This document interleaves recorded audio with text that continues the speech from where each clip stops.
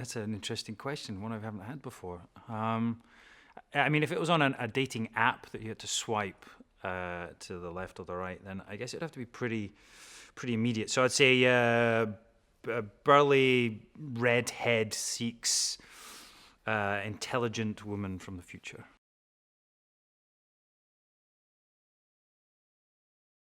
I love filming in Scotland. It's is where I was born and brought up, and the show is obviously about Scotland. We have a lot of the culture and the history of Scotland in the show, and for me to come back here and to be filming something that's very close to my heart has been a real treat. And over the course of 3 years, I've got to really rediscover what it is to be Scottish. And my passion for Scotland, and then to see also how the industry here has really supported the show. We have a great studios set up here, and a vast array of talented crew and production craftspeople that build the sets, etc. So yeah, it's a real celebration of Scotland.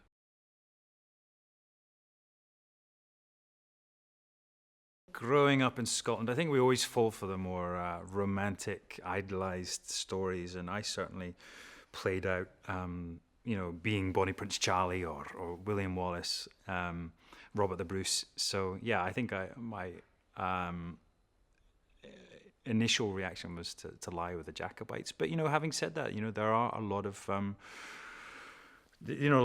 intricacies, a lot of grey areas, like any, I suppose, any conflict. And there were certainly some Scots that were involved in the British Army. But then the British did some pretty horrific things to Scotland afterwards. So yeah, I'm glad that I wasn't born in that period.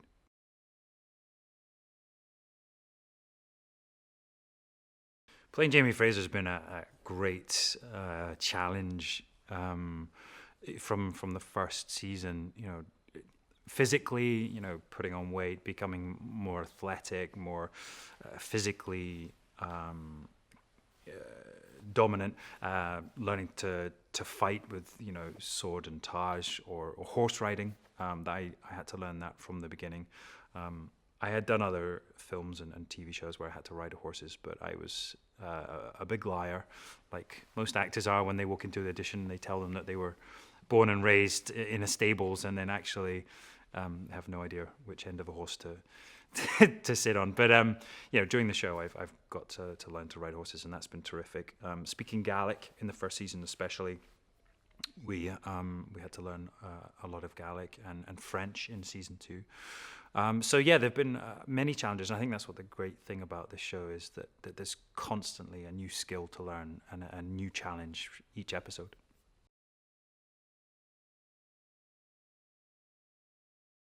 Yeah, the original kilts were a very long piece of plaid, the woven cloth, and traditionally, I think you see in one of the episodes, you see that the plaid is laid down on the floor, and traditionally you would fold the pleats into the kilt, lie down on it, and wrap it around yourself. And especially in season 1, that was a real part of the character for me to understand how to, how he even dresses himself, how he prepares for battle. And then the loss of the kilt, or not wearing as much in season 2, was really a big part of sort of Jamie hiding himself, or Jamie playing another role. And then in season 3, again, the British,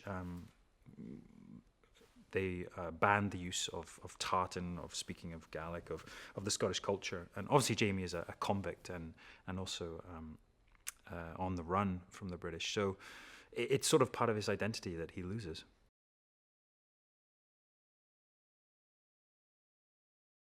Unanimously, everything in a kilt is better.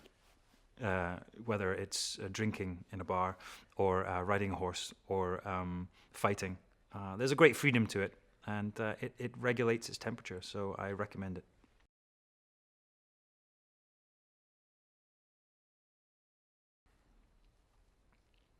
Yeah, season 3 is a real interesting journey. It's especially for my character. I think it's a really interesting place that Jamie wakes up.